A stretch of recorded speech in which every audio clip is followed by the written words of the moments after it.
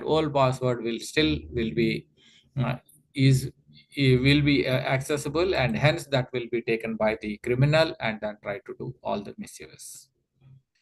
So the next example of phishing. So suppose you will get a message that your password will expire in 1 day.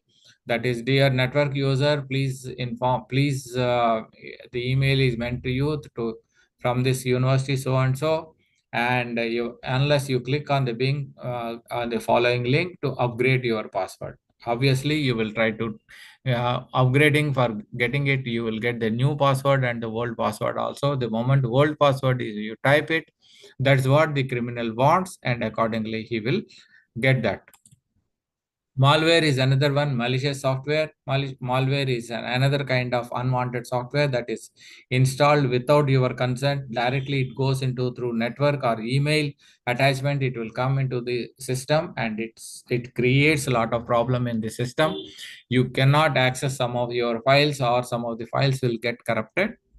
Viruses and worms, Trojan horses, bombs, spyware, all those will come in terms of malware only. Ransomware is another important thing. The viruses tries to infect some of the carrier, and maybe it is a network or the firewall or some of your files. You cannot access it. You cannot open those files. The computer virus completely, the system can become unusable, unworkable. You can't log on to the system. And bombs, logic bomb, it is a programming code that is designed to execute or explode and then create a lot of conditions, and then you cannot access the network or your system also. So most of the time it goes off when a certain time is reached, and after the program fails to execute. And some of these can wait for for a trigger to happen. Remotely somebody can open and then access this bomb from your system. So Trojan horse is another program software designed to look like a useful, legitimate file. Once you open it or you try to install that program, and it appears as if it is a patch for the operating system or any other patch for your system. And when you try to open it, it steals all that information and deletes the data. Or Trojan horses compared to other types of malware that's also there. Sometimes it hacks the complete system. Worms is another one. Worms and viruses get interchanged commonly in many times. In reality, worm is more dangerous than a virus. So user propagation or self-propagation, or from one USB drive to another USB drive, it can also go.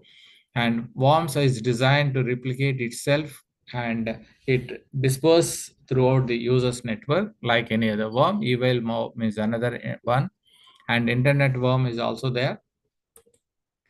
So email worm is goes into the system through a user's contract or an address book through a email. Once you click on the email, it will just go into the system, and after that it replicates itself and then creates a problem for the entire system. Internet worm is there. Internet worm is designed to compensate for any as the cookies, that when you are selecting that cookies, through cookies, it can creep into your system and then it can provide.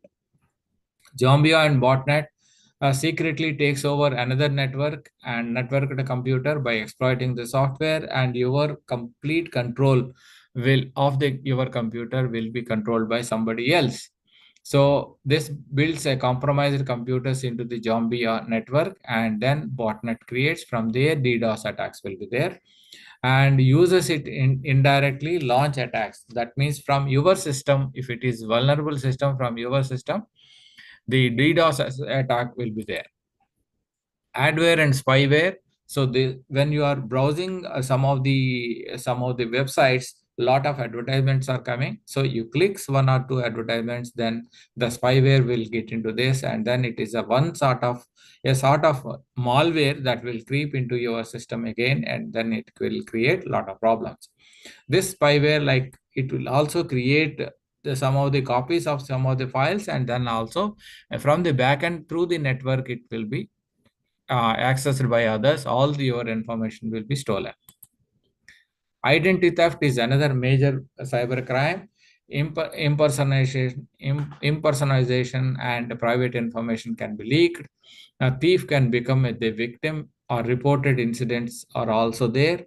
So methods stealing the information, either it could be shoulder surfing or snagging or dumpster driving, or any of these things are there. And many of the times what happen is through passwords people will try to identify, or OTP also is another important aspect of it. So loss of privacy, it will create loss of privacy. Personal information is stored electronically. Purchases are stored in the database. Data is sold to the other companies. Public records is another major problems. Denial of service attack is there when your system is compromised and it is being taken the control by somebody else. What he can do is he can keep on sending the millions of ping files, just ping file, to another your target server, and then the target server keep on replying that ping messages, thinking that somebody else has trying to enter into this, and then trying to get the response from the ping, and it is giving that. And because the millions of ping calls are coming, what happens is it keeps on responding to that, and it stops doing the main work that is allocated to the server, because ping is a priority one. So that is where you will not be able to access the server at any time because of this DDoS attack, denial of service attack. That is why you cannot access the any of the service of the servers. So ransomware is another one, is a type of malware that restricts your computer access. Immediately you will get a message that unless you pay some amounts that remain ransom, and you to restore the access, then he will create remotely once you transfer the money to them. So this is another important where many of the ransomware attacks are happening. Even in India also many of the systems are the data leakages are happening. Very recently, some incidents have happened. Business email compromise is another major things. So the emails which are there, those are compromised, and then suddenly some email will come to you saying that you need to some phishing emails and other emails will come, and spam emails will come, and then access it, and then they behave as if it is the from the company, exact company that are coming from you. So that is where the phishing attacks also come into picture. So one crime, many names will be there. The same email crime can be, it can be CEO fraud or CEO impersonation can happen. That means as if your CEO or your boss or your vice chancellor sending a message, it will come like that to you, and you have to take action on that.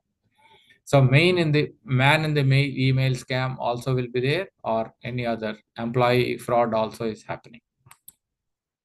So in the COVID-19, we have seen a lot of cyber attacks, some fake oximeter app also, or steal the mobile data using this, or they will say that free oximeter is available to you, and then you click on this, you will get that data, or your mobile can act as an oximeter. Please click on this one, and OTP data is also there, or some fake AWK are being sent, and then accordingly you will get the fake OTP also.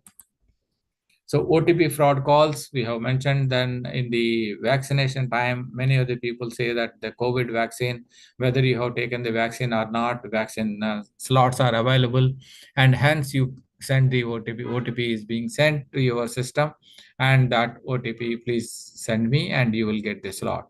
So that is how they copy the OTP. Once it is done, they complete your data, and your mobile can be compromised. So type of cyber crimes, online scams are there, illegal content, phishing, exploit kits, and potentially unwanted programs, food tracks, food attacks, and some of the malls also you will be seeing that QR code snacks in that case, and you will be getting an expensive gift or something like that in the mall as a lucky dip, and you are given some QR code, and if you scan that code, and they say that you will get you can claim that gift, but unfortunately your data will be completely stolen by that QR code. So there are five types of criminals are there: the social engineering, this fisher, spear fisher, and the hacker, and rogue employees and the ransom artists are also there. This type of cyber criminals are there everywhere. Cybercrime as a service, now it is coming because AI is coming and other advanced technologies which are there, and then cyber as a crime. Just like some people are giving money to some killers, professional killers, similar to that, to kill somebody by paying some money to them. You can also create cybercrime. There are some people, professionals, who will do the organized cybercrime, and top threat also can be done. And then there are some exploit tools are also there available. So surface web and dark web is one of the important thing. Many of the happening underworld happening are in the dark web, where there are onion sites are there. It takes from one site to the another site to another site like that, and even most of the tools, sophisticated tools, cannot identify those dark web sites. And hidden marketplaces are there, anonymous journalism or anonymous sites are there where you can pay and then get some of the illegal goods and services. Also you can get some of the porn and other films also, you can get it using the dark web. And today that is the biggest threat for most of the law enforcement agencies. The dark web, it is very difficult to identify and then pinpoint where you are going to do it. So global cybersecurity trends, if you see that it's the next wave, growing threat in the national security, increasing the threat to online services, emergence of sophisticated market for software flaws, mischievous and activities in cyberspace are happening. Most of the government departments and critical infrastructure is also under attacks. And finding indicate the blurred line between the legal and illegal sales of software vulnerabilities are also happening. So attacks today, so I'll just minimize this. Attacks today are automated. So most of the people are getting these attacks.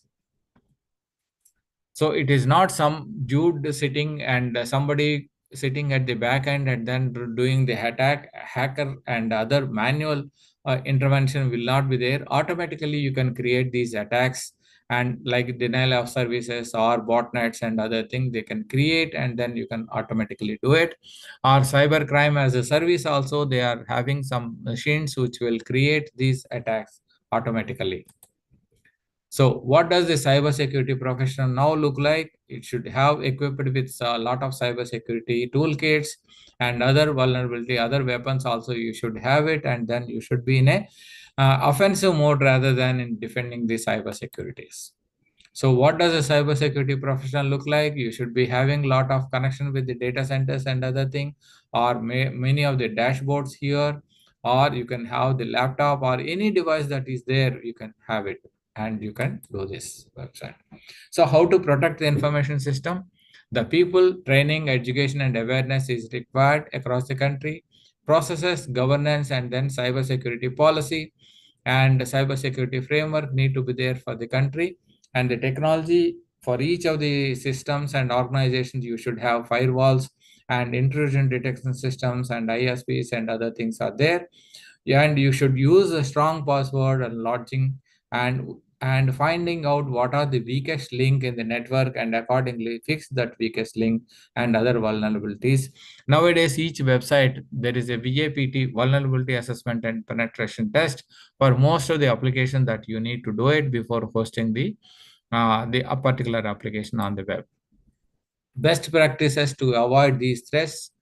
Defense is another one. You should have defense in deep layers, data level, at the application level, host level, internal network layer, perimeter layer, and physical layer, and policies and procedures and awareness also you should create.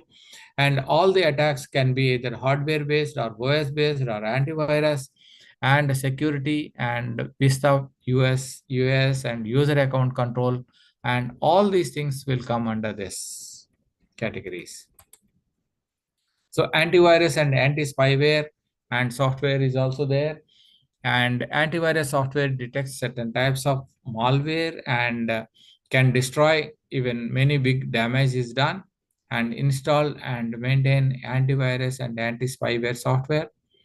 Be sure to keep antivirus software updated. That is very difficult nowadays because of the zero-day attacks and other things can be done. It is very difficult to find out even the sophisticated spywares if the zero-day virus comes into picture or zero-day attacks, cyber attacks is there, because there is no precedence for such attacks and people will not be able to understand how this attack has come.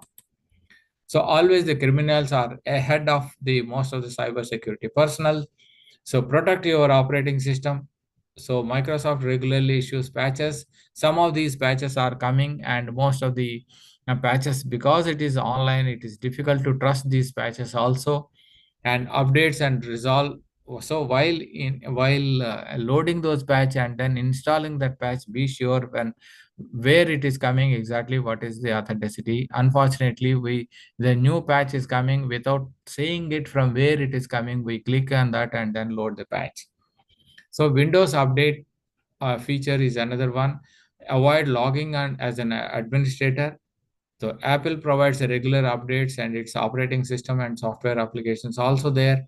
And those things you need to take care of it very cautiously. And use strong passwords. Make a password easy to remember, but it is very hard to guess. Maybe you can use different language passwords instead of the same language, so that the other people cannot guess. USG standards are there. So global services, and be at least 10 characters in length, or 8 to 10 characters is the normal word. So must contain characters of different words, either uppercase, lowercase, and numerical case, or special characters also you can use it. So it should not contain the user's name or date of birth as one of the password, which are very, very weak. And it should not contain easily accessible or guessable personal information like family, children's name, or husband's name, spouse name, such as birthdays or children's names. All these are addresses, house address, or localities, or the place where you live. Such names should not be there in the password. So avoid social engineering. Malicious software is also there. Do not open email attachments unless you are expecting some email with the attachment. Do not open the spam mails. Do not click on the links or emails unless you are absolutely do it. And even from the mail also, one of the this one, it is, you don't open the OTP and then do not share the OTP to anybody. So avoid hacker tricks. Be sure to avoid a good firewall. Sometimes whenever you are getting some pop-up messages, don't use the X yes to accept or accept any of these buttons like this. You don't click on it. Just close that if you are not very sure about that program. So infected USB drives, don't allow any of the infected drive to use it. If you are using the old USB drive from somebody, try to format it and then try to use it. While formatting also, it is better to format it as another computer and then take it here. That is another important thing. So secure business transactions is another issues. Whenever you are opening some of these slides, you can see that whether there is a HTTPS symbol is there and that, or lock symbol is there before that, and symbol indicating the enhanced security in the bottom of the site that is there. When you are very sure about these sites, especially the finance sites or bank websites, or any of the transactions that you are doing, be sure about these things. So backup important information. No security measure is 100% reliable. So even the best hardware fails in certain cases, and always the criminals are well ahead of the people who are professionals in cybersecurity. So just like the police and physical security, the police is always, always behind the criminals. Criminals are well ahead. So now I'm coming into this how AI can useful in the cyber security. Just a minute, somebody's.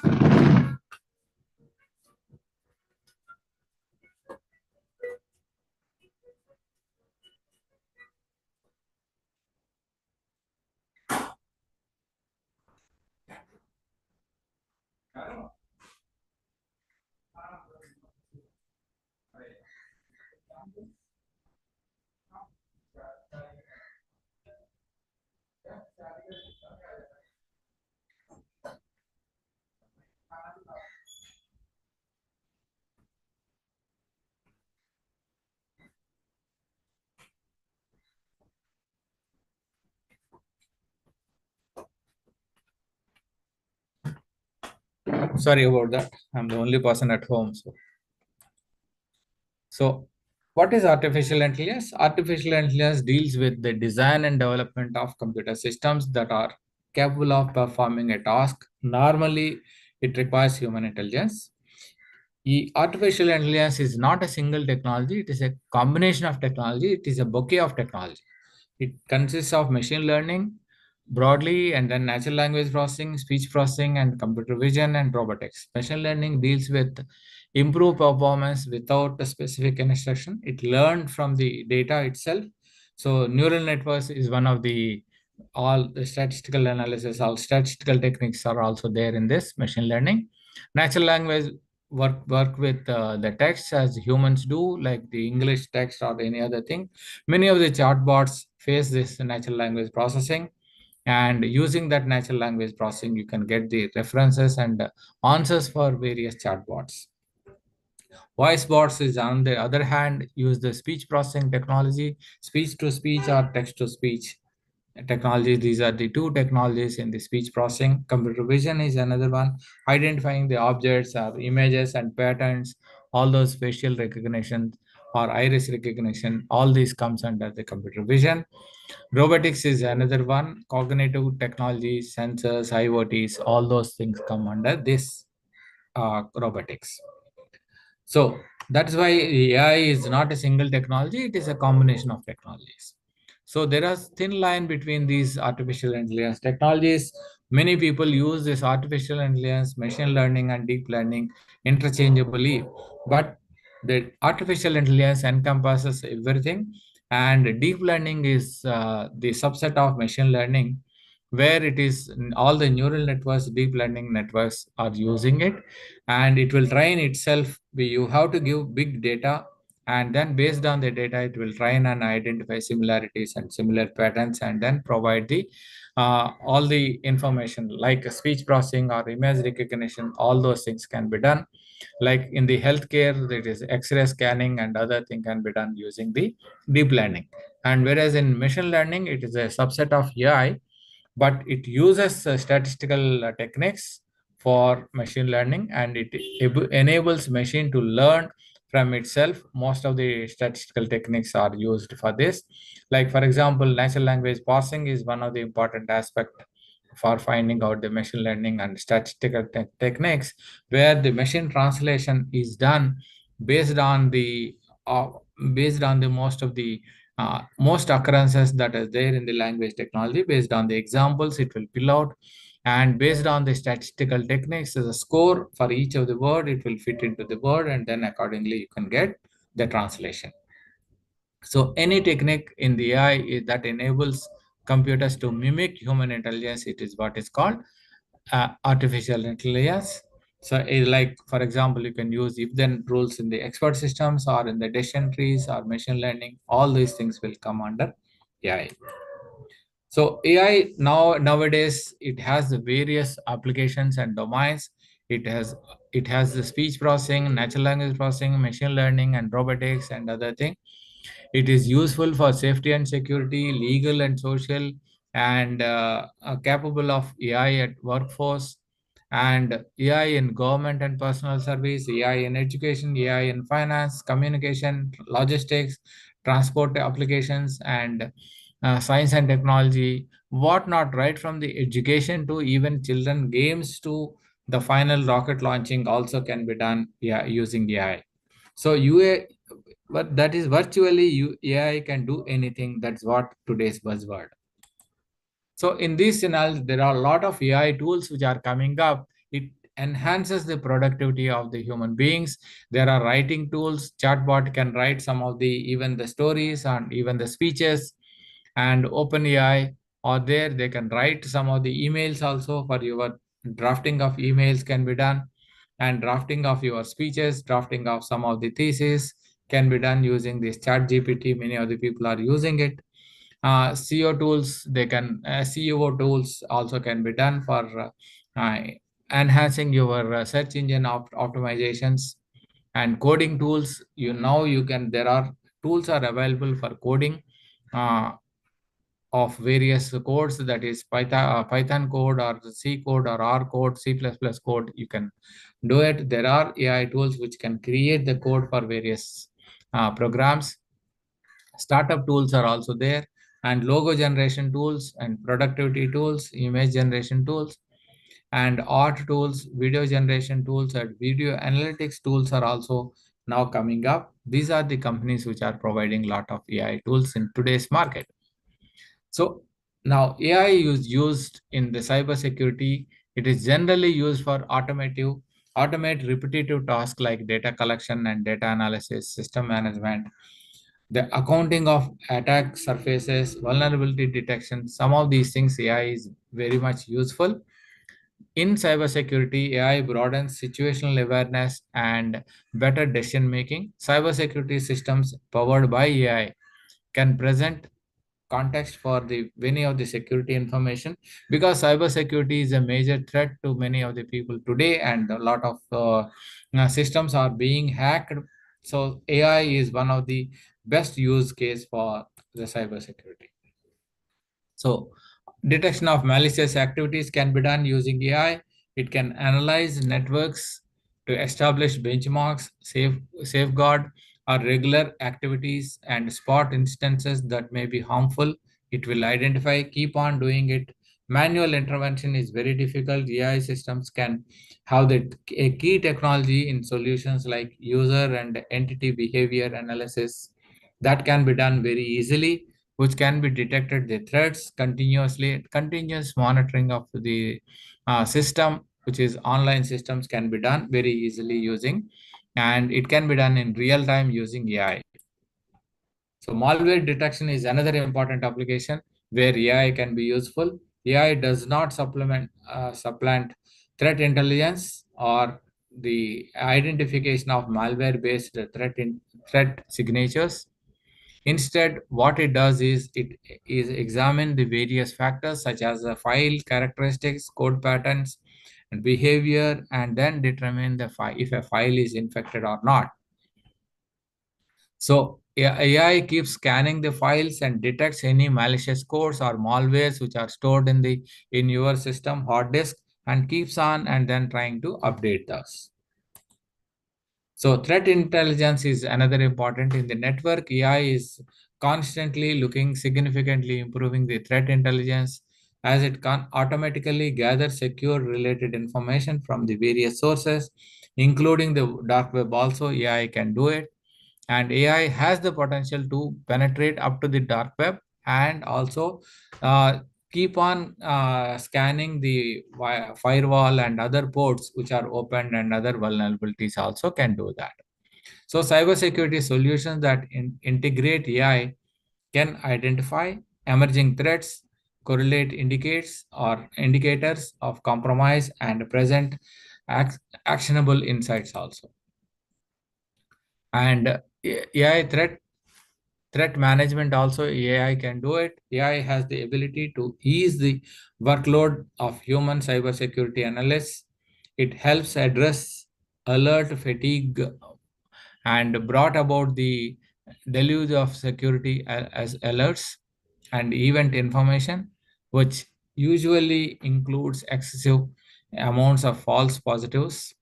And AI can correlate data across the multiple sources to accurately device various devices connected to the network. It can do that and then find out the threats and prioritize the most urgent alerts also it can create, and then address the at a timely manner it can be addressed also. So proactive threat hunting is another important aspect where AI can be helpful. AI can automate the process of finding the vulnerabilities. With a machine learning algorithms, it is possible to continuously monitor network traffic, logs, etc., other data, and apply cybersecurity rules very easily. Cybersecurity policies can be applied and then maintained automatically. Decision to make sure that threats are found and resolved before they can actually cause any damage for the systems. So handling of zero-day attacks can be done easily. No other advanced computing system can do this. only AI can help in zero-day attack, because we don't get any signatures for those attacks before, because it was the first time, first second that is accident is happening, that attack is happening. So with AI ability to detect malicious activities or unknown activities which are there, which can be detected here, it allows cybersecurity system to perform better in dealing with the 0 days, and it will see any abnormal behavior of the system. Immediately it will inform any abnormal traffic which is coming into the firewall. It will indicate the system that is the possibility for the 0 day attack. Security analytics is another one. AI can go through the heaps of security logs and incident data and identify the trends and detect malicious activities and what are the seasons where it is happening, and examine other metrics also that can alert the cybersecurity and human security analysts. So there are cybersecurity solutions that employ AI chatbots is another important thing, and human security analysts in evaluating the situations. These chatbots are built with natural language processing as a text input that you give, and then it will say answer in a normal natural language which can be easily understandable by any common man. So cybersecurity chatbots allow organizations with minimal cybersecurity expertise, because all organizations may not be having that expertise in the cybersecurity. Professionals may not be available in non-IT systems, non-IT organizations, where these cybersecurity chatbots can help very easily. So AI is helpful in generating or developing such chatbots. So AI for cyber crimes, and AI also can be useful. Abusive uses of AI is also there. So threat actors are relentlessly and resourceful. So AI is helping the cyber criminals also, because the technology can be useful for that purpose as well. So it should not come as a surprise that they are also taking the advantage of AI for their villainous purpose. There are many such attacks that are being used by cyber criminals. Cyber crime as a service now becoming very popular. So they are now offloading that cyber crime to the AI systems, which will automatically does this DDoS attack or any of the cyber hacking, and other things can be done. So rapid malware generation can be done using AI. So that is why generative AI is capable of coding, which means that it can create malicious software. So the generative AI or open AI and ChatGPT can be useful for generating the malware and then creating the cyber attacks automatically. So this always a threat actors to unleash the deluge of malicious software to random victims whose cyber defenses may not have advanced zero-day threat detection capabilities. If the systems do not have zero-day capabilities, then obviously the using this AI, it can create a malware attack, and then it can breach into any of the network system. Automated spear phishing based on using AI, it can be done. AI makes it easy to produce targeted and highly convincing phishing copies. It can create deepfake images is also there. With the abundance of publicly available data and potential targets, it can create a website almost which is similar to your bank website, and with all those credentials of the bank site, it is very hardly difficult for us to believe that it is a phishing site, not actual our bank website. So criminals can develop cyber attacks. So AI systems can launch automated attacks, and at a designated locations like DDoS attacks can be done very easily. So AI also can be useful in many of these. Enhanced botnet also can be done using this AI. Security solutions have become considerably better at spotting and spotting botnets. So botnet is an arm defense system where you can attack system, offensive system, where you can launch the attacks from your botnet, and it is a network of various computers which are taken over control by cyber criminals from the network itself, and from their systems the DDoS attack and other attacks are happening. So that's why the threat actors have started using AI to enhance the ability of their botnets. It also augments the command and control infrastructure of botnets.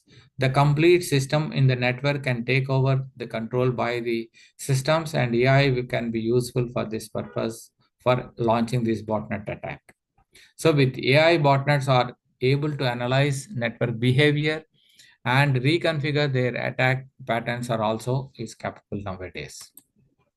So role of this one, uh, and generative AI in cybersecurity are open AI and Chat GPT. All these general AI, generative AI, they call it.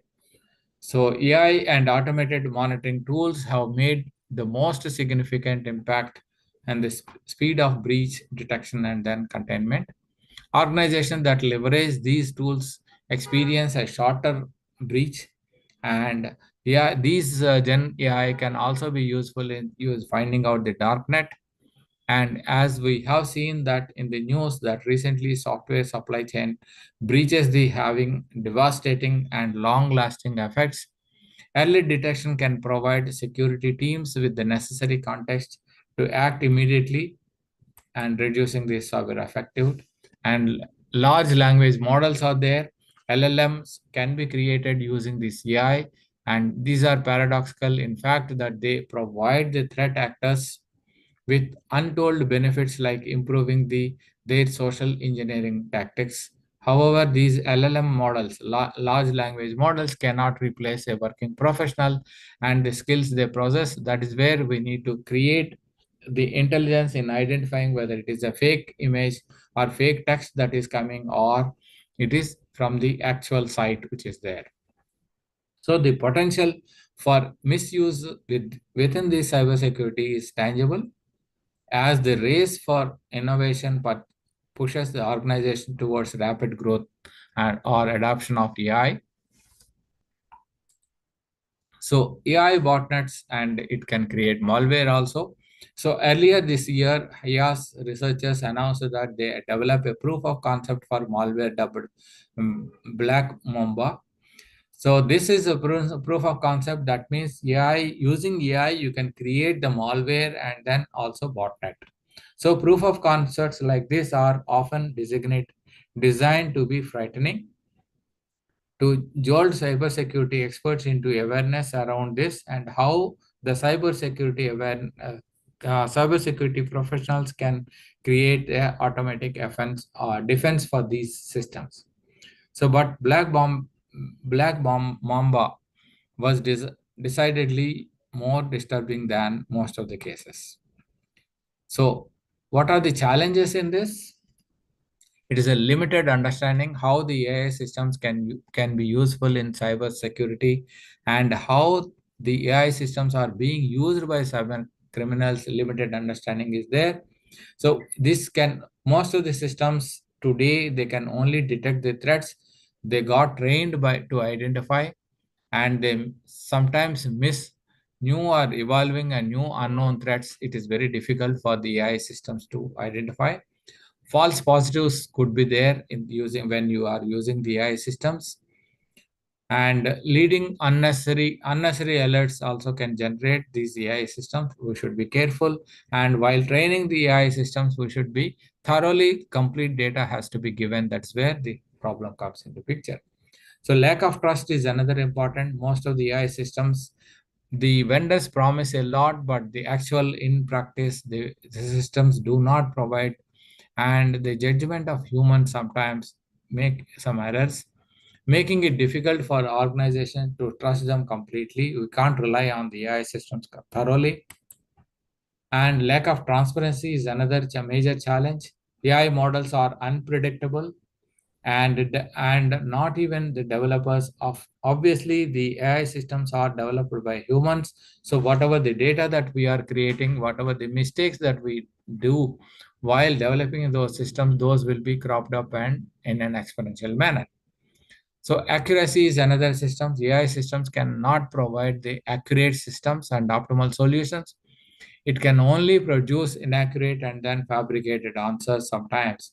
So assesses all outputs and accuracy, appropriateness, and actual usefulness before relying on these.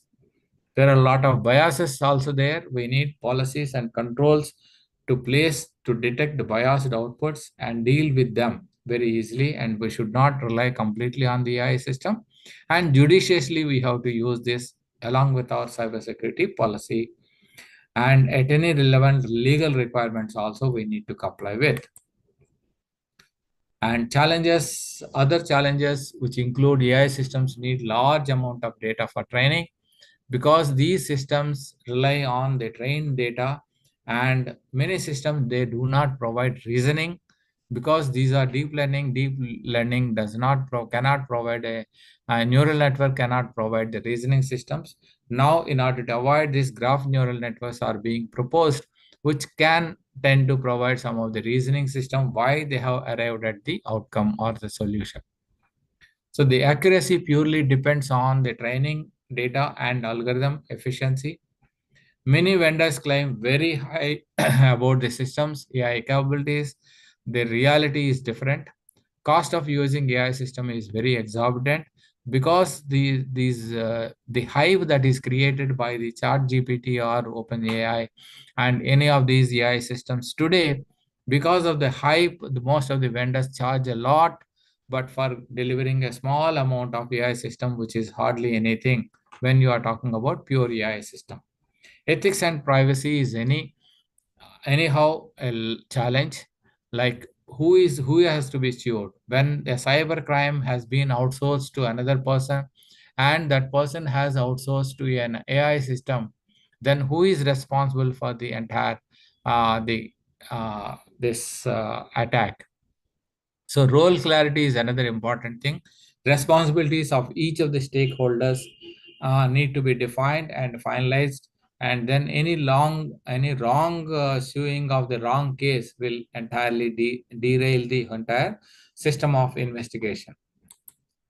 So, in summary, just to conclude, advantages of AI in cybersecurity, it has an improved detection and response. AI can detect and respond to cyber threats faster than human beings by reducing the impact of cyber attacks. Proactive protection can be done. AI can help organizations identify the possible threats before they occur. Automation is another important thing. AI can automate time consuming tasks like vulnerability assessment, threat perception, and constant monitoring of the ports and other vulnerabilities or other open systems. So, cost savings can be done by automating the tasks. AI can reduce the costs of and also human efforts and human resources, which help reduce the cost of cybersecurity in an organization. Continuous monitoring is another thing that AI can do. AI can monitor an organization's complete network and other systems, routers, and other ports, and also other systems and other applications, always providing real time insights into the possible attacks. And if there are security breaches, it can give immediate alarm to many of the people. So, with this, thank you very much for giving me this opportunity. If any questions are there, I will try to take. Any Any questions from questions? anyone's side, please?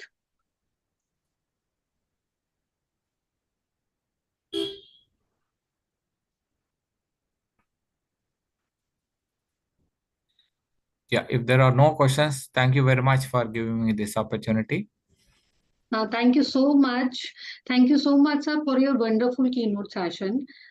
Basically, we are very grateful for this time you are giving a time to us and your effort shared with us. I believe that your experience and depth of your knowledge in the field of AI, cybersecurity, and global cybersecurity will be benefited to our today's conference authors and participants too.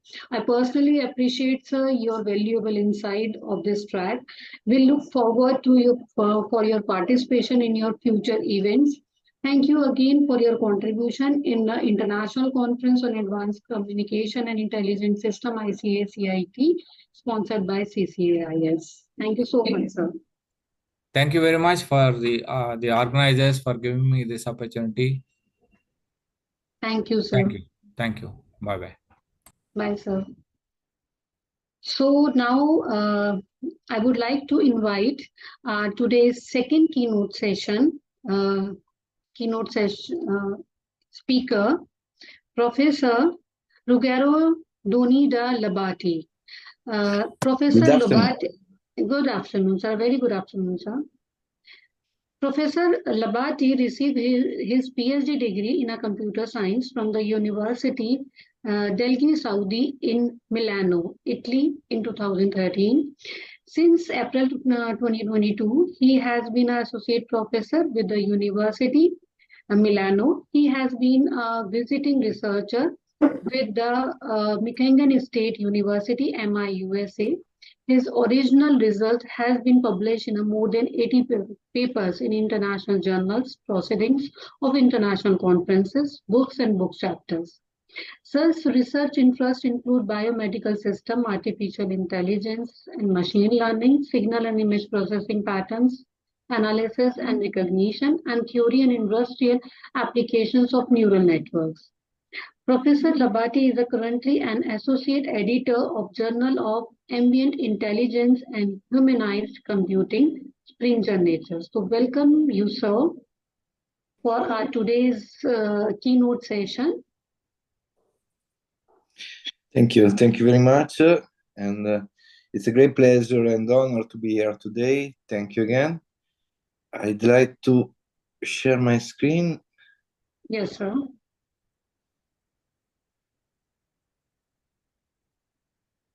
Okay.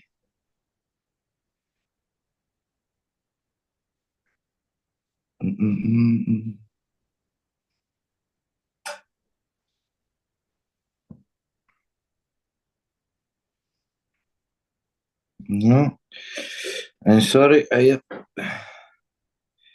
Just give me 1 second, please. No problem, sir. Please take your time, sir.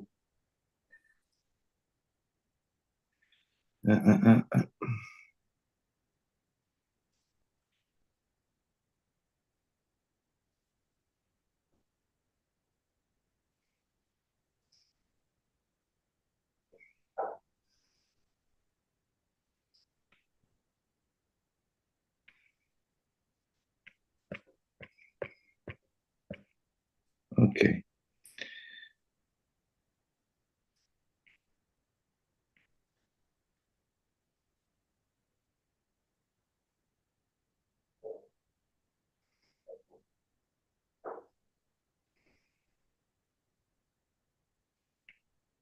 Can you see my screen? Yes, sir. Your screen is visible, sir. Okay, thank you. I'm sorry for the inconvenience. Today, I'd like to speak about artificial intelligence for biometric recognition systems. Since the topic of this conference is on AI, I will focus more on the application context of biometrics for AI with respect to the AI techniques themselves. So, first of all, I will speak about biometrics, just giving a short introduction. Then I will speak about the design of biometric systems. We will also speak about some of the most commonly used biometric traits. Then we will focus on AI-based methods for biometric system. We will finally see some of the most relevant applications of AI in biometrics and conclude the talk. So let me start with a brief introduction to biometrics. Traditionally, people is recognized by using some knowledge or some possessed objects, for example, a password, a PIN code, or other kind of graphical passwords as knowledge. As objects, we widely use keys, for example, to open our home, or we use badges, or we use USB pen drives with some information. The main problem is that the password and our knowledge can be forgotten or stolen, and the objects can be easily stolen by somebody. Differently, using biometrics, we can have a more trusted authentication, because biometric is defined by the International Organization for Standardization as the automated recognition of individuals based on their behavioral or biological characteristics. So instead of being recognized from what we know or what we possess, we are recognized from what we are. In this way, we can have a more trusted authentication. In this slide, I show just some example of biometric traits. For example, physiological biometric traits could be fingerprint, iris, hand geometry, palm print, palm vein, ear shape, ECG, DNA as well. Also, the DNA can be considered as biometric trait. Behavioral biometrics are different. For example, the voice, the gait, signature, or keystroke dynamics. Well, in this case, I consider also the voice as a behavioral biometric, because the voice can be modeled by our vocal system. Therefore, we can modify our voice and then modify what is in truth a physiological biometric trait, because the trait is related to the shape of our vocal system.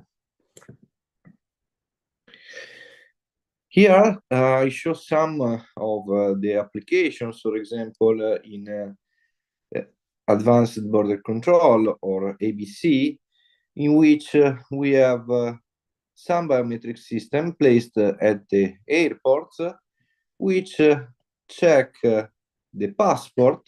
So they check the biometric traits stored in our passport, for example, face, fingerprint, or iris. And in smart gates, we just show our passport to the machine and compare one-to-one the data stored in our passport with the fresh biometric acquisitions. And this is a relevant topic. For example, as a research group, we worked recently on a project for the European Community in designing the new generation of advanced border controls. Other kind of applications could be substituting the currently used ATM cards or credit cards with our biometric traits. For example, we can use biometrics in shops. We can use biometrics as ATMs and credit cards.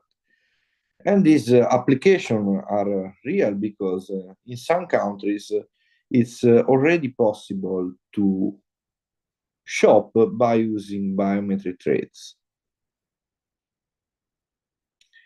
Other kind of application are access control. There can be some devices like this door locker, in which we present our fingerprint, and other devices like these ones in the right side of the slide, in which the biometric sensors are covered and are not visible. For example, in here we have biometric sensors recognizing the inner pattern of the hand veins, which are completely covered. Other applications widely used are biometrics for example, the protection of laptops, computers, smartphones, and so on. But with smartphones, we started already in 2006 with some swipe fingerprint sensors. So small and cheap fingerprint sensors, which are not widely used anymore nowadays because they have been substituted with better technologies, for example, in Samsung recent phones or new iPhones. But we need to consider that in the new generation of phones, we can have a dedicated biometric sensor. For example, in Samsung, we have fingerprint readers. With Apple, we have the Face ID, which is a sort of 3D face recognition system integrated in the phone.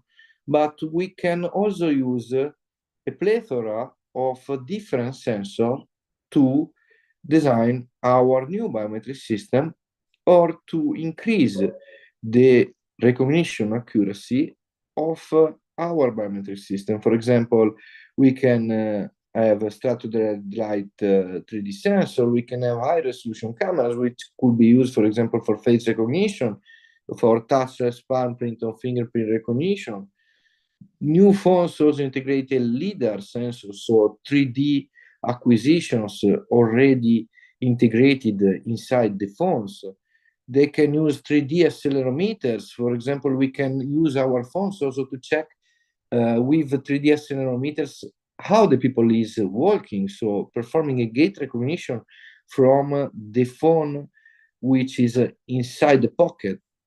We have also other kind of sensor like the time of flight sensor, so we could use different and heterogeneous technologies directly integrated inside new generation phones.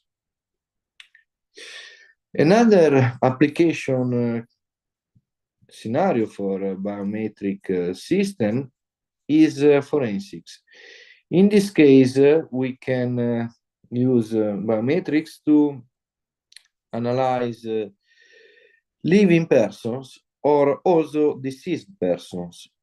For living persons, we generally perform identifications. For example, in a crime scene, we need to analyze the surveillance footages to recognize the individuals who maybe performed something wrong, who maybe theft something.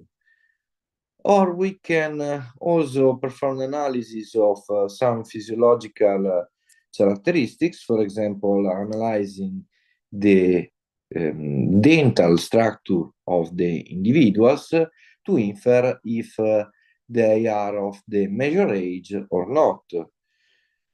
In case of deceased persons, we can still perform identifications, for example, based on fingerprints, generally speaking, or analyze also some physiological characteristics, for example, inferring some information on the race, on the gender, on the age of the deceased individual, which could be helpful for the forensic investigators. There are also some new applications nowadays, which are surveillance applications. Differently from other applications we saw before, they have the characteristics of being open and covered. So we don't see the camera, generally speaking. We are not aware of the presence of cameras. The cameras can capture our data, and the recognition can be performed also without any consent. Therefore, in this case, we need to be particularly conscious about the regulations of the countries, because nowadays it's really relevant to protect the privacy of the individuals for this kind of involuntary recognitions.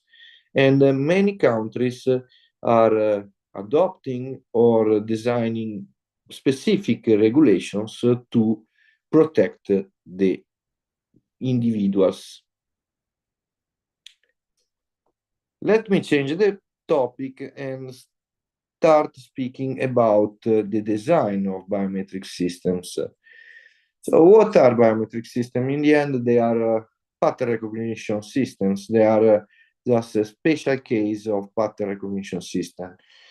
We have two modalities in the biometric recognition systems. The first one is the enrollment, in which we store data related to the identity of an individual into a database.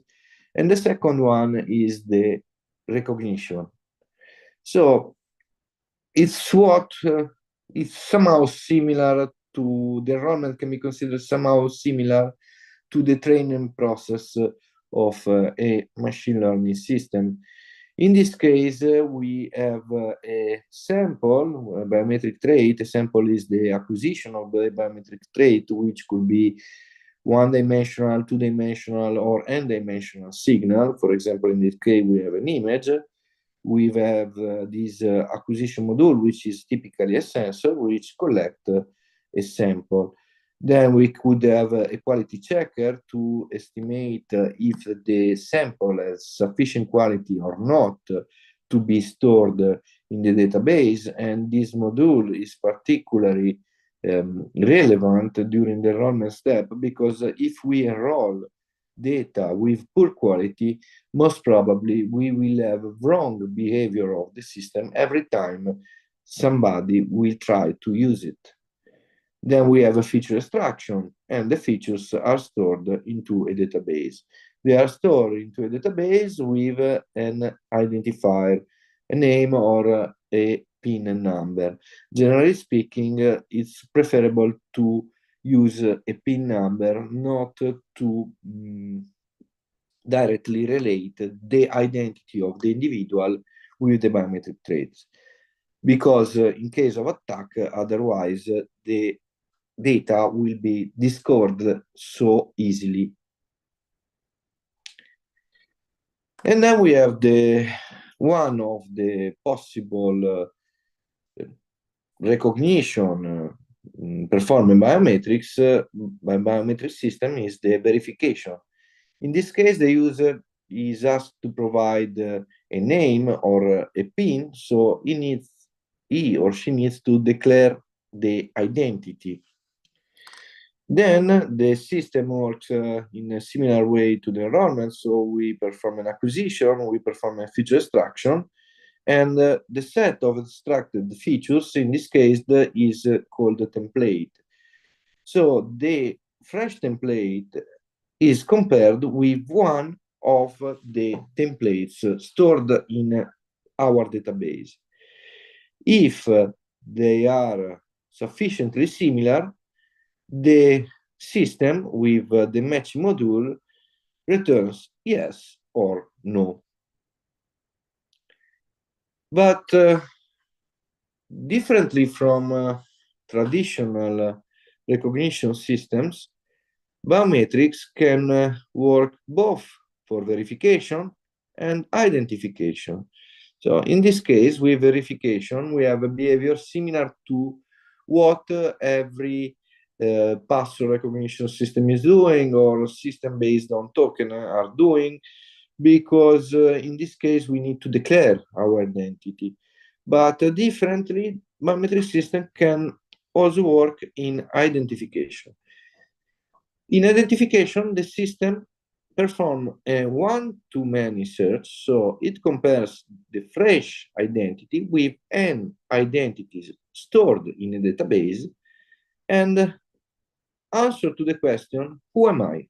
So it can return the identity of the individual presenting his biometric trait to the sensor, or return just you are allowed to access to this system or not. But in truth, this biometric system recognizes the identity of the individual from a set of n templates stored in a database. In verification, differently, we have just a one-to-one comparison.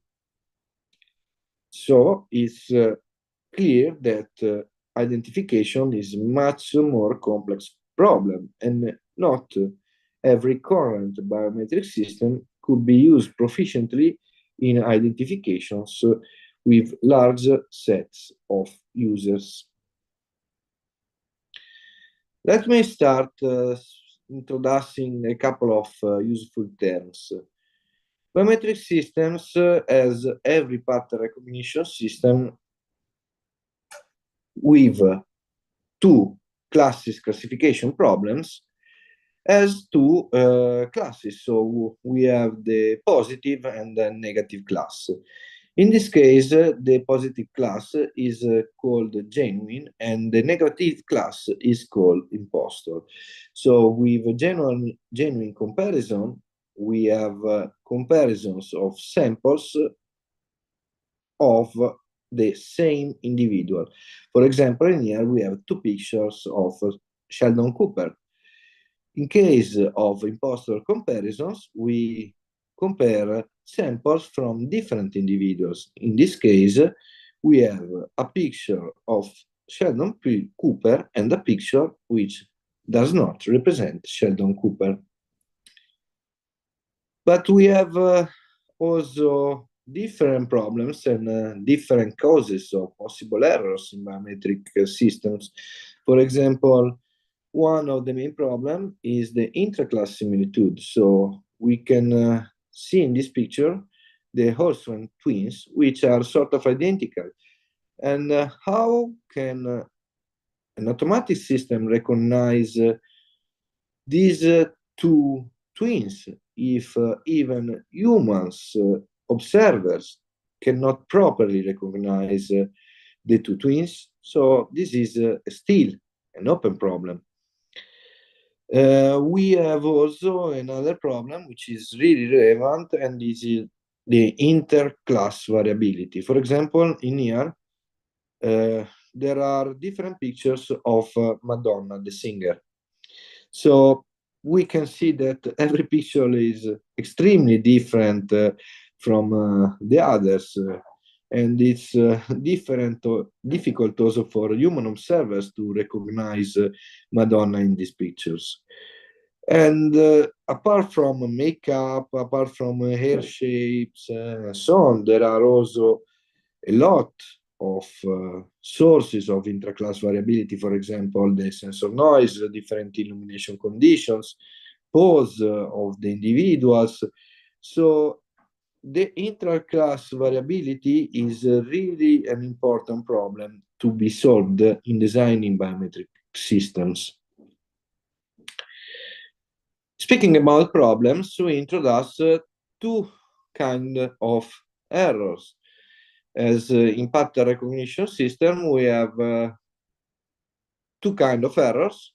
We have true positives, we have false positives and false negatives, generally speaking, in two classifiers.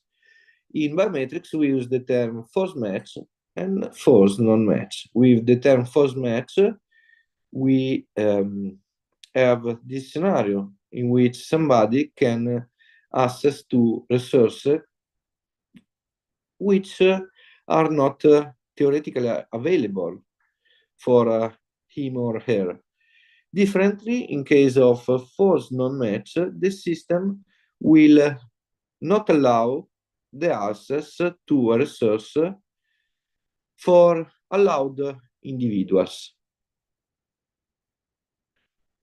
Speaking about biometric traits, one of the most well-known traits is the fingerprint.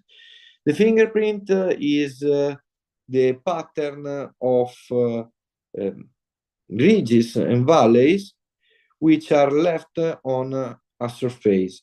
Every time we touch a surface, we release a fingerprint impression to the surface itself due to the presence of natural grease on our fingerprint.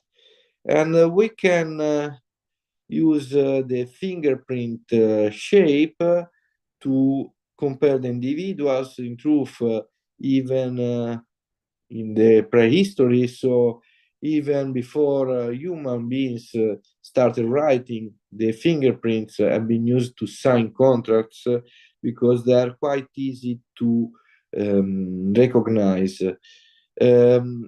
We use nowadays to analyze different kind of fingerprints. So latent fingerprints, which are involuntarily released on some surfaces. For example, in forensic analysis, the forensic scientist could analyze the presence of fingerprints on a glass or the presence of fingerprint on a knife and so on. So they are really relevant for forensic analysis.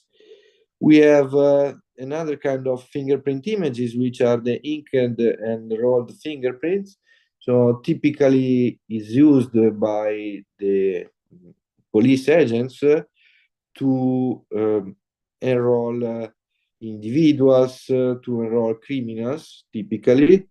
And we have live scan, which are a live acquisition performed with electronic scanners, which could also be integrated in consumer devices like smartphones or laptops. What do we analyze in truth in fingerprint recognition? We perform this analysis. We extract some coordinates of specific points called minutia points, which represent the termination and bifurcations of the ridges. Then we extract a set of coordinates which could be represented as a sort of graph, and we perform the same. We extract the same information from the other fingerprint acquisitions. And what do we do to compare two minutia templates is performing a non-exact graph matching algorithm. So the more is the number of corresponding minutia in the space, the more is the probability that the two fingerprints pertain to the same person. We have also other biometric traits like the iris. The iris is considered as the most distinctive biometric traits, and it has the interesting properties of being stable or lifelong. Fingerprints are sort of stable during the life, but they are more subject to changes due to, for example, cuts on the fingers. Maybe manual workers especially have this problem. Differently, iris is stable all lifelong since we burn to our last day. The main problem of iris is the acquisition problem. Especially for people with dark eyes like mine, the details of the iris are difficult to see with naked eyes. So we need to use a near infrared illuminator. And typically the sensor work at a distance of around 30 centimeters from the eye. So we are asked to stay still, open our eyes in front to a specific sensor.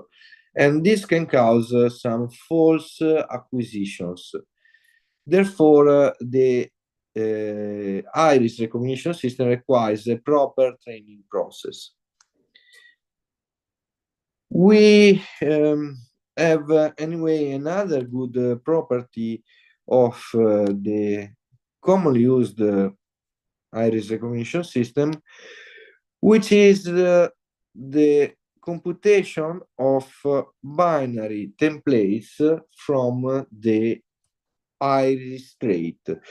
Binary templates which are compared just performing a basic Hamming distance, and therefore the iris is particularly useful to be applied in identification with a huge number of individuals enrolled in a database, because the algorithm is fast and the iris is really distinctive, and the trait is quite accurate. So it's one of the most accurate biometric traits available. How these binary templates are computed? The idea is to perform a transformation first in the polar domain of the circular region of the iris, and then apply a set of Gabor filters with different orientations, and then extract the binary template by analyzing the zero crossings of the results obtained by the Gabor filters.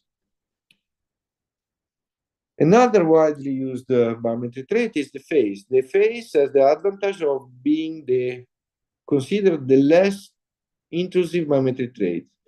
Why? Because as human beings, we are used to recognize the people from the face. So we are used to recognize our friends by looking at their face. And there are really, anyway, heterogeneous biometric recognition techniques for face recognition. There are methods based on 2D images or 3D images. There are methods which can work in constrained conditions or unconstrained conditions. Methods which could be designed to work for surveillance systems, and for example, methods used in automated border controls at the borders in the airports, which require a lot of cooperation from the user to perform an accurate recognition. So face recognition is a really wide research topic. And we have a main difference between the face and other biometric traits like fingerprint of iris. In case of fingerprint and iris, we know in advance which could be the most distinctive characteristics to be considered and extracted by our recognition system. Differently, for face, we just don't know, because we could think to use some measurement inside the face, for example, the coordinates of the eyes, the coordinates of the mouth, and so on, but they are not sufficient in most of the cases to perform accurate recognition. And even as human beings, we cannot easily tell what is the most distinctive part of a face. So in the end, what we do is to use the complete image. For this reason, one of the most used method in the past before applying deep learning techniques was just to perform a dimensionality reduction by using a principal component analysis and compare the reduced dimensional spaces with new samples to obtain an individual recognition. We had also different studies in the literature to use more discriminative features. For example, we have studies based on Gabor wavelets or DCT, so the discrete cosine transform. There are different studies with different features, and generally speaking, these methods are based on support vector machines. But nowadays, the standard de facto is deep learning. In particular, deep learning based on convolutional neural networks. Other biometric trait is the signature. We always sign documents, and we consider the signature as unique for every individual. The good point is that is easy to perform and cheap. It doesn't require any specific sensor, but please remember that the signature is not that accurate. For example, when I was a student at high school, I was used to sign the documents of the school with the name of my mother, just to be sure not to have problem at home. So it's possible also to easily fake the signature. And the signature anyway could be acquired in a static way, so just writing our signature on a piece of paper, scanning the signature with a scanner, and analyzing it with a computer system, or it could be dynamic. In this case, we need to use a spatial pad, which is able to record the shape of the finger, the pressure, the time, and other additional information. And this kind of dynamic sensor are currently used in many banks in the world. Other strange biometric traits are physiological signals. Also, our physiological signals, which are signals like the electroencephalogram or cardiac signals like the electrocardiogram or the photoplethysmogram, present distinctiveness between an individual to another. So they can be used as biometric traits for specific applications, for example, in healthcare, but not only in healthcare, also in day-to-day life could be advantageous. For example, Apple Watch and the new Google Watch integrates both photoplethysmogram, so a PPG sensor, and a single lead electrocardiogram sensor, so an ECG sensor.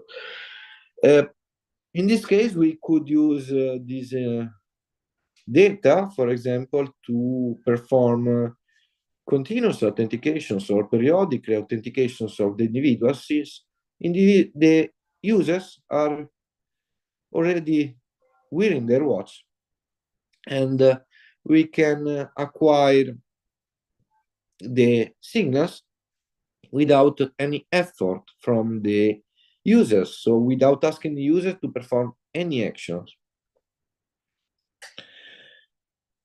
We can also analyze what we call soft biometrics. So soft biometrics are characteristics of the individual, which could be behavioral or physiological, that are not sufficiently discriminative to be used to perform recognitions, but they could be useful to increase, for example, the recognition accuracy or to perform different kind of analysis. Examples are the weight, width, eye color, skin color, hair color, ethnicity, gender, and so on. And these soft biometric characteristics could be continuous if we speak about weight or height, or discrete. So we speak about a set of classes, for example, in case of the gender.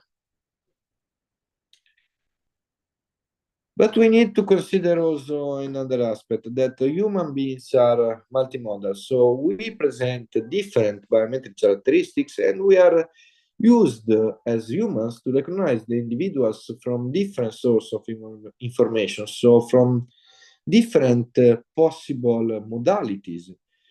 For example, we analyze the situation in which we have a girl running toward us. Once she is far away, we start analyzing some characteristic like the gait, like the height, and so on. Once she comes closer to us, we can analyze other characteristic like the face, the voice, and so on. So the idea is that our brain mix up a lot of information to perform an accurate recognition. Why not using this heterogeneous information in a biometric system? So we can use, for example, together face, voice, and gait, mix the results of different modality, and obtain a much more accurate recognition from our system. This is generally speaking true. Once we use different modalities, we generally can increase the accuracy of single modality biometric systems. This has been proved in the literature some time ago, so it's quite well known. But once we design multimodal biometric system, it's also good practice to consider the usability from the users. For example, mixing up face and gait in a real biometric system could be quite uncomfortable for the users, but mixing, for example, face and voice could be a good solution to obtain greater accuracy without asking too many efforts to the users. Well, let's start speaking about AI now. How we can use AI in biometric system. We can see from this slide that AI can be used almost for every module of the biometric recognition system. So it can be used for the acquisition inside acquisition sensors to enhance the acquisition. We can have a quality assessment module. We can perform feature extraction by using AI. We can perform matching. We can also use AI to better manage our databases. Let me speak about the concept of quality assessment. We were speaking about the verification in which we compare the sample A and the sample B. So in this case, we want to analyze from a single sample, for example, the sample A, if its quality will be great enough for being compared successfully with all the other samples stored in a database. So it's not an easy problem by definition, and also we can have different sources of non-idealities. So marking the quality for human individuals is quite difficult. For this reason, what we generally do is to apply some machine learning system, some artificial intelligence-based system to estimate the quality as a function of a method. So we previously analyzed the matching distributions in terms of statistical analysis, and then we can use the inferred information to train a machine learning system. The quality, as I was trying to tell you, is a really complex problem to analyze because we have, for example, in this case, for face quality, I'd like to introduce a little bit the ICAO standard. The ICAO standard is a standard used to analyze the face images stored in the passports.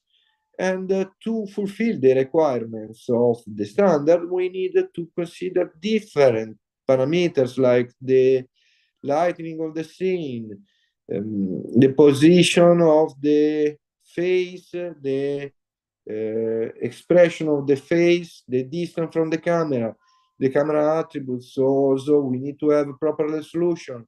We need to use also proper lenses. For example, we cannot acquire a face image using a wide lens like the one integrated in a smartphone. Otherwise, the face geometry will be deformed. We have also specific parameters for digital scanning.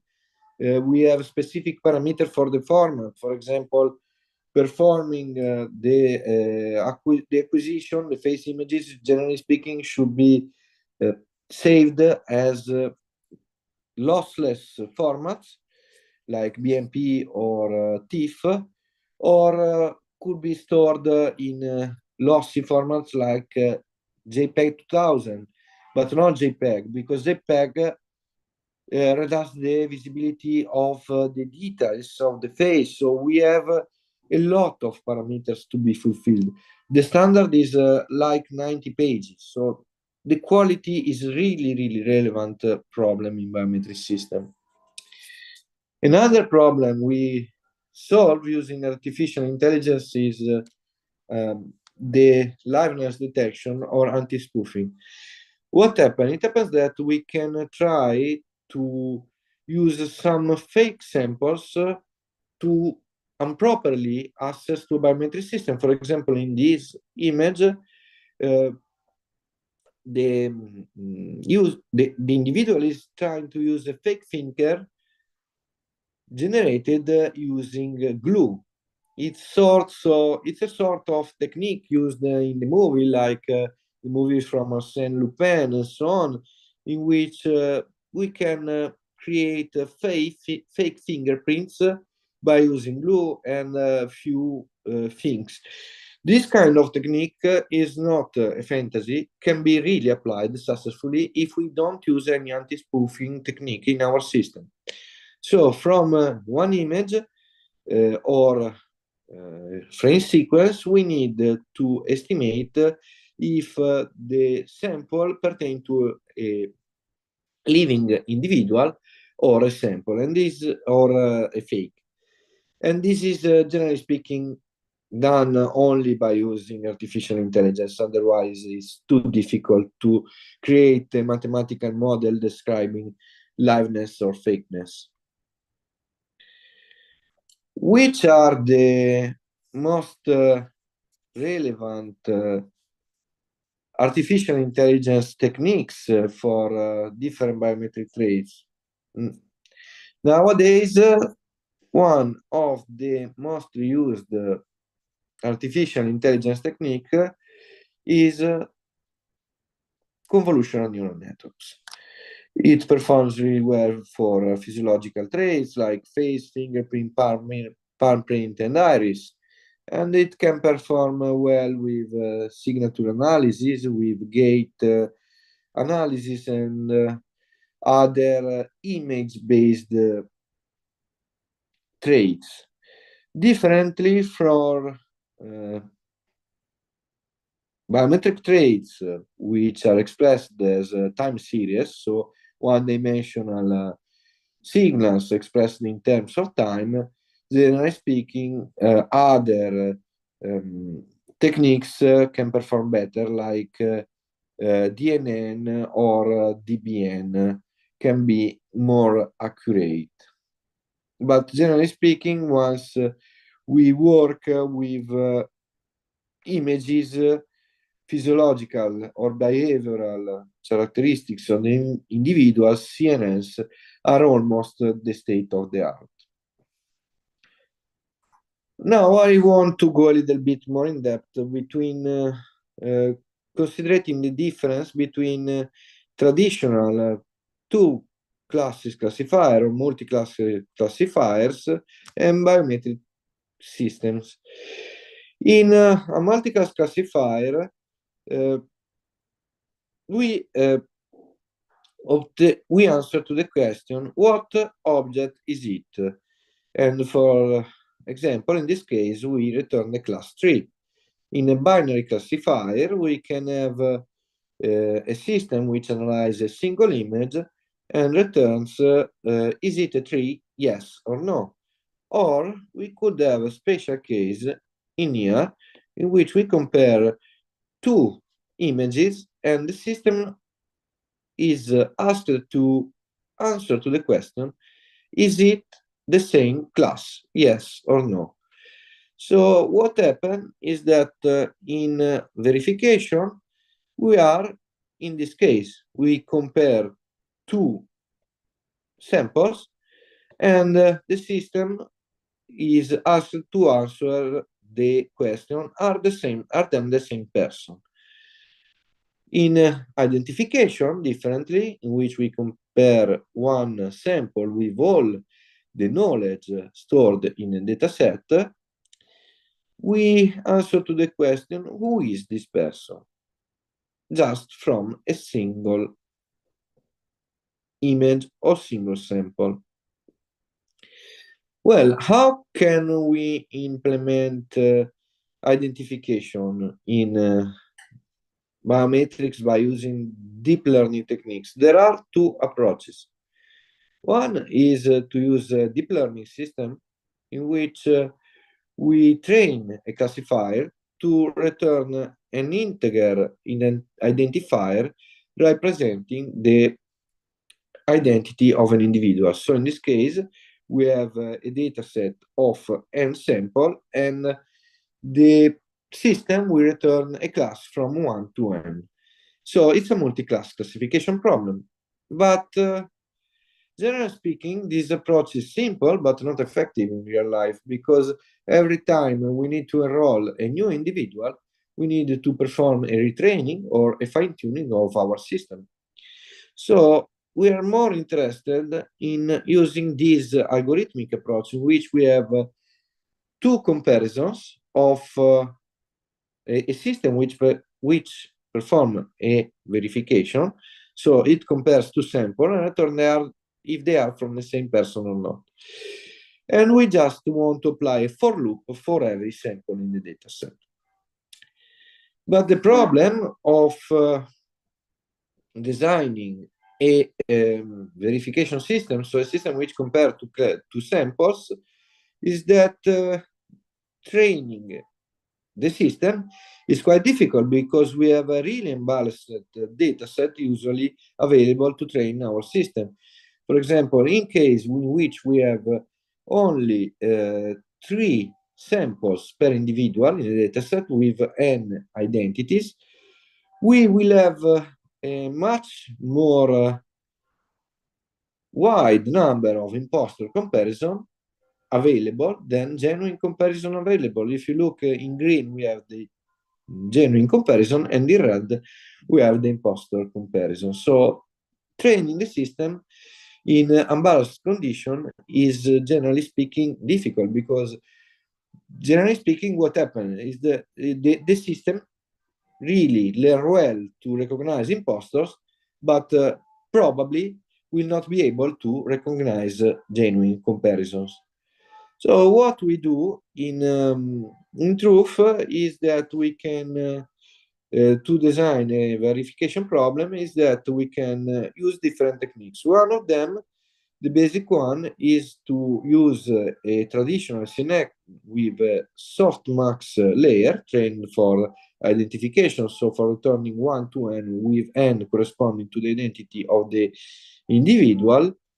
And we can apply this system for identification, or try to cut in here the system, so evaluate the extracted features, store them as a template, and perform an algorithmic comparison between template A and template B. So in this case, we compare a similitude or distance. We can, generally speaking, try to use Euclidean distance or cosine distance between the templates, and obtain a similarity of the similarity score, which is the matching score. But we don't have that many guarantee that this technique will work. So we have other kind of more efficient techniques. For example, the use of semis network, in which we have two identical CNNs, for example, which take in input two images and perform a comparison between the images, returning if they pertain to the same individual or not. But in this case, we need to use specific training algorithms, because we have unbalanced data, so it could be difficult to perform a proper training. An idea to improve the situation is to use semis networks, but applying triplet loss, in which we have during the training an anchor, a negative and positive sample, which are compared one to each other. And the idea is to work in the feature space, trying to perform the best separation possible between the classes. And in this way, we can have also a balanced number of identity comparisons, so a balanced number of positive and negative comparison during our training process. Another aspect which is relevant, generally speaking, for every biometric system, but is much more relevant for biometrics, is to perform data augmentation during our training of CNNs or deep learning models. Why? Because we have a lot of possible non-idealities. For example, we can have phase expressions, different space expressions in rotations in the three-dimensional space. We can have the presence of noise, we can have difference in illuminations, and so on. So we can also have partial acquisitions, And to make the system much more robust in its real life, in its real usage, we need to perform a lot of data augmentation simulating all the possible negative situations which could be which could happen in real life.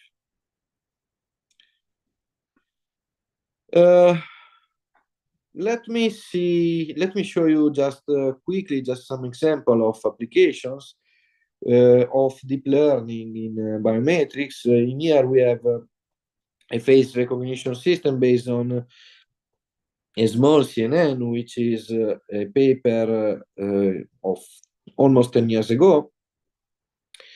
And it's just a simple neural network, but nowadays the methods became much more complex. For example, in this paper, the authors used a set of deep CNNs matched together and so on. So really, for face recognition, the standard factor nowadays are really deep neural network, even more depth than ResNet 50.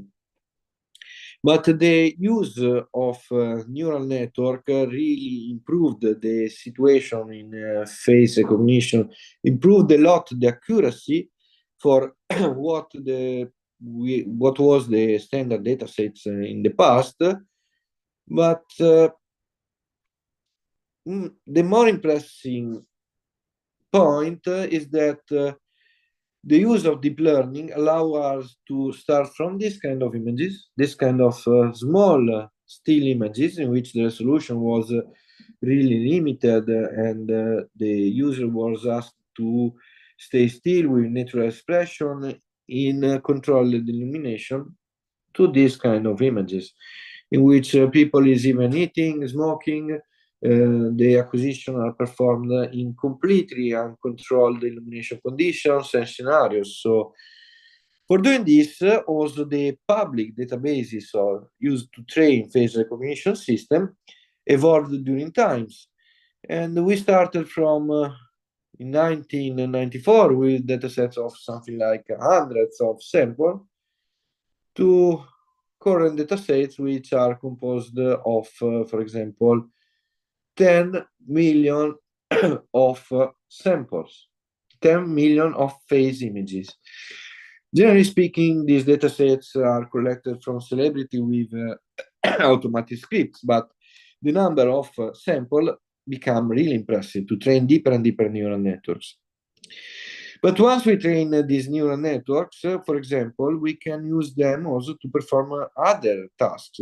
In here, I propose an example of an edge estimation system based on fine-tuning of a face recognition system tuned with thousands of millions of images. We can also use the deep learning to perform other tasks. For example, for the analysis and enhancement of latent fingerprint, this is an image of latent fingerprint, maybe collected by forensic scientists in the scene of a crime. So the quality is extremely low, but it's what they have to perform their analysis. And what we can do is to apply a sort of deep learning techniques to perform an enhancement. We can also use deep learning. For example, in this work, we used a couple of convolutional neural network to extract even finer details of the fingerprints, so the coordinates of the pores inside the images, which are not visible in a standard resolution. We need high resolution images, but we can apply this technique for images acquired using live scanners, touchless images, so pictures acquired of the fingerprint, and also latent fingerprint. Well, we can use also deep neural networks for iris recognition. In this case, what we want to do is to obtain this kind of representation in the polar domain, starting by analyzing this ring of the iris. And we can extract the future by using, for example, convolutional neural networks. Convolutional neural networks are really effective also for iris segmentation. Iris segmentation seems an easy problem, but it's quite complex because the iris is small, it's continuously movement, it's wet, and there are also gaze differences in the gaze of the users every time. So it's extremely complex problem with algorithmic techniques, which is sort of solved nowadays by using techniques based on deep learning, for example, based, like in this example, to fully convolutional encoder and decoder network, or can be based on UNet and so on. So nowadays, the state of the art consists of these techniques. We can also use deep neural networks for example, the analysis of electrocardiographic signals, or ECG. This is a schema of one of our papers, which was the first paper in the literature applying convolutional neural networks for electrocardiographic biometric recognition. Another example is aging. We can simulate the aging using, for example, GANs or other kind of autoencoder networks, for example. But simulating age is not only for fun, for example, for posting our pictures in social medias, looking younger or looking older or something like that, but it's also useful for real biometric recognition systems, because people is really aging. So if I enroll an individual 20 years before and I try to perform the recognition after 20 years, probably I will have poor results. So also simulating aging in this case could be useful. We can also use similar techniques to simulate samples to train our neural